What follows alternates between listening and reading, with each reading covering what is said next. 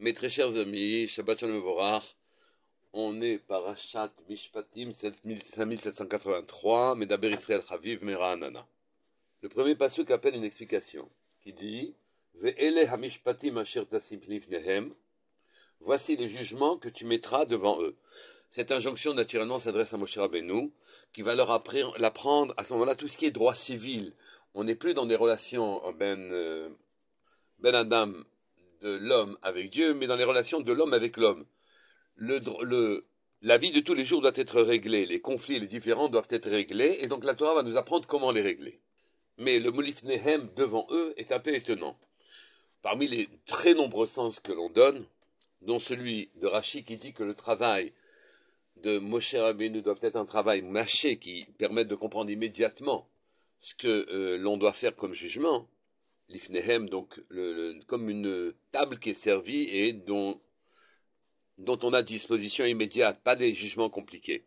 Mais l'ifnehem peuvent signifier aussi devant eux, c'est-à-dire au-delà de leur asaga, au-delà de ce qu'ils sont capables de mêler leurs propres appréciations. Non pas qu'ils soient incompréhensibles, ça doit rester compréhensible, mais qu'ils soient quelque chose d'une certaine manière intangible, intouchable. L'ifnehem, devant eux, au-delà de eux. Pour appuyer cette signification, on a la juxtaposition avec le dernier pasuk de la parashat précédente, parashat Yitro, qui disait Lo ta'ale bema'alot al mizbechi asher lo tegale ervatcha alav. Ceci s'adresse au Kohen, auquel on demande de ne pas monter sur la rampe qui mène au Mizbeach, qui mène à l'autel, et que cette rampe ne soit pas faite en escalier, mais une pente en pente douce. Pourquoi ? Parce que, comme rappelle le Midrash, les grands pas que l'on fait risqueraient de dévoiler la nudité du Kohen. Or, le Midrash est clair dessus.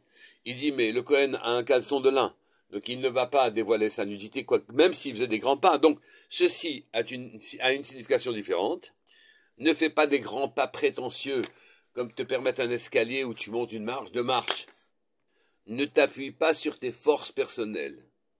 Ne t'appuie pas sur ton sechel, tes compréhensions. Ne t'appuie pas sur tes impressions. Et que veut dire dans ce cas-là, pour ne pas dévoiler sa nudité? C'est qu'en vérité, il dévoilerait qu'il s'appuie sur son intelligence à lui, au lieu de s'appuyer sur les injonctions divines. Il laisse rentrer dans ses jugements des dispositions personnelles, des considérations personnelles, et ceci rabaisse la qualité du jugement que le Dayan fait, ou la qualité de la avoda du travail que fait le Kohen.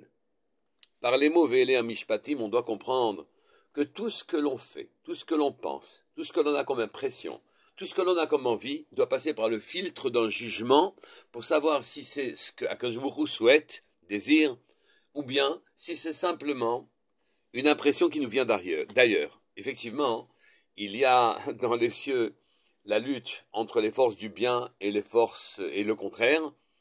Les forces contraires ont été nourries par les fautes qui ont été faites par les générations antérieures, la faute d'Adam Rishon, le veau d'or, et ils ont tous créé des créatures célestes, des anges, qui sont malfaisants. Ces anges malfaisants savent très bien qu'ils vont disparaître si tout le monde devient sadique. Et donc leur fin est proche, on espère, naturellement. Mais en attendant, ils tentent d'inciter tous les juifs, d'une certaine manière, à fauter, à ne pas se comporter comme il faut. Et nous nous trouvons être, en effet, les vecteurs, Rechev, le char de ces créatures qui sont en haut, des créatures célestes, et d'Akadosh Baruch Hu, qui, par notre entremise, finalement, agissent pour leurs intérêts. Nous donnent l'envie, Khalila, de faire une faute, ou nous donnent l'envie, au contraire, de faire une mitzvah. Tout doit passer par le filtre de Ve'ele hamishpatim. Et voici les jugements qu'il doit porter sur tout ce que l'on fait de manière à ne pas être le jouet de forces qui nous dépassent. Car la moindre intuition, la moindre compréhension, la moindre impression, la moindre tentation ne vient pas de nulle part. Elle vient d'en haut.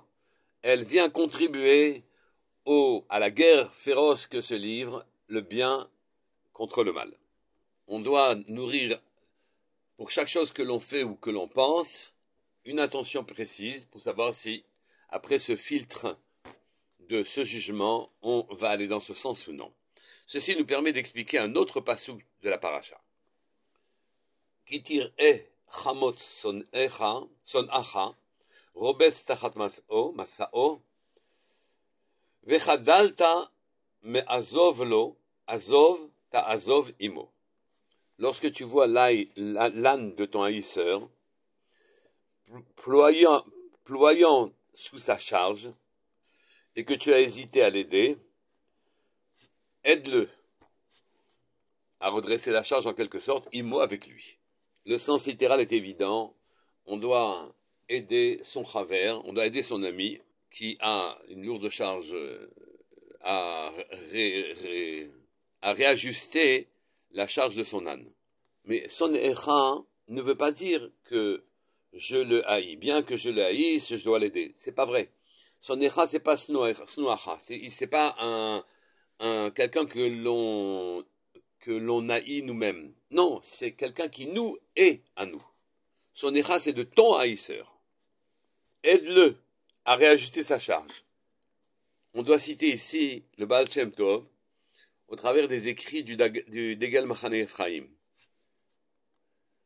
qui traduit Chamor son écha. Chamor, c'est la matérialité de ton ami. C'est son corps qui est devenu le véhicule son écha de celui qui haït tous les chachamim, le Yetzerara. Si tu vois ton ami qui plie sous la charge de son Yetzerara, qui est la proie de son Yetzerara, qui ne peut pas lui échapper. Chamor, l'âne, c'est la matérialité. Chomer, la matérialité de la neshama de la personne en question. Au lieu que ce corps soit habité de sa neshama, lui, de son âme propre de bon juif, il n'est qu'un corps qui est le véhicule du Yetzerara, des forces du mal. Et il ne s'en sort pas. Le Yetzerara le contraint à abandonner la bonne voie, par les maladies qu'il pourrait lui infliger, par les difficultés financières qui l'oppressent, Rahman al-Islam, ou pour tout autre problème qui se pose à lui qu'il n'arrive pas à résoudre, et qui le contraint à sortir de la voie, la belle voie, le bon chemin d'un bon juif, aide-le, va vers lui, aide-le, à une condition cependant, que lui aussi il cède, qu'il prie pour s'en sortir. C'est ça, Azov ta'azov imo, avec lui. Quand lui a l'intention de sortir du cercle vicieux dans lequel il est rentré pour intégrer un cercle vertueux, alors à ce moment-là, toi, précipite-toi vers lui et va l'aider. Dans cette guerre que se mènent les forces d'en haut, qui veulent nous utiliser comme véhicule pour le mal, nous devons, par les mots ve'ela mishpatim, juger tout ce qui nous vient en tête, tous des projets que nous ambitionnons de réaliser. Nous devons cesser d'être les jouets de ces choses-là, et bien de ces forces-là. Et par les mots ve'eli mishpatim, on s'affranchit, justement. On a un jugement personnel qui nous permet de garder et d'aller dans le droit chemin. On peut comprendre ici que ces mishpatim en question, ces jugements, qui ne paraissent être que du droit civil, du droit matrimonial, ce que les tribunaux goy aussi défendent comme principe, sont en vérité des choses bien plus élevées, qui font que même les choses matérielles soient régies par des lois spirituelles et que par le filtre de nos jugements personnels sur tout ce que nous devons faire, nous attribuons de nouveau la terre et le monde matériel à Hachem, qui viendra exercer sa royauté sur nous. Shabbat Shalom Mevorach, Kol Tuv.